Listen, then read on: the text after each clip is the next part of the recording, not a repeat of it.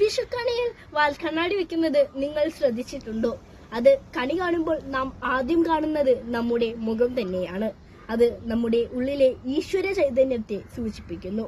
നാം ആദ്യം നമ്മുടെ ഉള്ളിലെ ഈശ്വര ചൈതന്യത്തെ തന്നെയാണ് വന്ദിക്കേണ്ടത് എന്ന ഒരു വലിയ പാഠം ഇതിൽ സൂചിപ്പിക്കുന്നു. വിഷുക്കണിയിൽ ഗ്രന്ഥം വെക്കുന്നത് നിങ്ങൾ ശ്രദ്ധിച്ചിട്ടുണ്ടോ? പണമുള്ളത് കൊണ്ട് മാത്രം കാര്യമില്ല, അത് ഉപയോഗിക്കാൻ ബുദ്ധിയും അറിവും വേണം. ഒരു പുതുവർഷം തുടങ്ങുമ്പോൾ അറിവിനെ ആരാധിച്ചുകൊണ്ട് തുടങ്ങുക എന്നതാണ് ഇത് സൂചിപ്പിക്കുന്നത്. വിഷുക്കാലത്ത് പാടുന്ന വിഷുപക്ഷിയെ നിങ്ങൾക്കറിയാമോ? വിഷുക്കാലത്ത് പാടുന്ന വിഷുപക്ഷിയുടെ പാട്ടിന് പല അർത്ഥങ്ങളുമുണ്ട്. ചിലർ പറയും കള്ളൻ ചക്ക കണ്ടു എന്നാണ് പറയുന്നതെന്ന്, മറ്റു ചിലർ വിഷു വന്നു എന്ന് കേൾക്കും. പക്ഷെ മഴ വരുന്നത് സൂചിപ്പിക്കാനായാണ് ഇവർ ഈ പാട്ട് പാടുന്നത്. വിഷുക്കണിയിൽ കണിവെള്ളരി വെക്കുന്നത് എന്തുകൊണ്ടാണെന്ന് നിങ്ങൾക്കറിയാമോ? കണിവെള്ളരിയിൽ കുറെ വിത്തുകളുണ്ട്. അത് സമൃദ്ധിയെ സൂചിപ്പിക്കുന്നു. അടുത്ത വർഷം ഫലസമൃദ്ധമാകട്ടെ എന്ന പ്രാർത്ഥനയാണ് ഇത് പറയുന്നത്. കണിക്കുന്ന ഒരു സുന്ദരമായ പൂവാണെങ്കിലും അതിന്റെ വിത്തുകളിൽ വിഷാംശമുണ്ട്. അതുകൊണ്ട് തന്നെയാണ് പക്ഷികളോ മൃഗങ്ങളോ വല്ലാതെ ഇതിന്റെ അടുത്തേക്ക് വരാത്തത്. ഇത് പ്രകൃതി തന്നെ ആ മരത്തിനും നൽകിയ ഒരു പ്രതിരോധ സംവിധാനമാണ്.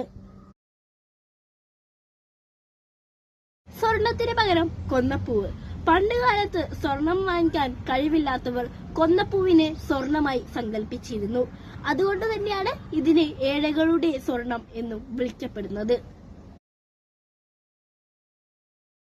പണ്ട് കാലത്ത് കൈനീട്ടം കൊടുക്കുമ്പോൾ അത് വെറും പണമായിട്ടല്ല കൊടുത്തിരുന്നത്. അതിന്റെ കൂടെ കുറച്ചു നെല്ലും തുളസി ഇലയും കൂടി ഉണ്ടാകും. ഇത് അടുത്ത വർഷത്തേക്ക് ആരോഗ്യവും ഭക്ഷണവും ഉണ്ടാകട്ടെ എന്നാണ് അർത്ഥമാക്കുന്നത്. പണ്ട് കാലത്ത് വിഷുവിന് പടക്കം പൊട്ടിച്ചിരുന്നത് എന്തിനാണെന്ന് നിങ്ങൾക്കറിയാമോ?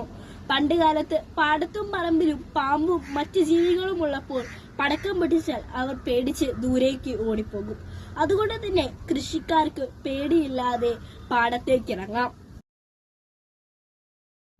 പണ്ട് രാവണൻ സൂര്യനെ നേരെ ഉദിക്കാൻ സമ്മതിച്ചിരുന്നില്ലത്രേ. പിന്നീട് രാവണന്റെ വധത്തിന് ശേഷം ആദ്യമായി സൂര്യൻ നേരെ ഉദിച്ച ദിവസം വിഷു ആണെന്ന് പറയപ്പെടുന്നു. അതുകൊണ്ട് തന്നെയാണ് വിഷു ദിനത്തിൽ സൂര്യപ്രകാശം ഇത്ര പ്രഭയോടെ കാണപ്പെടുന്നത്. വിഷുവിന് എന്തുകൊണ്ടാണ് കണിക്കൊന്ന തന്നെ ഉപയോഗിക്കാൻ കാരണം? മഞ്ഞ എന്ന നിറം സന്തോഷത്തിന്റെയും സമൃദ്ധിയുടെയും നിറമാണ്. അതുപോലെ തന്നെ മഞ്ഞപ്പൂക്കൾ തേനീച്ചകളും മറ്റ് പ്രാണികളും ആകർഷിക്കപ്പെടുന്നു. ഇത് നമ്മൾക്ക് ഒരു ഉത്സവ പ്രതീതി നൽകുന്നു.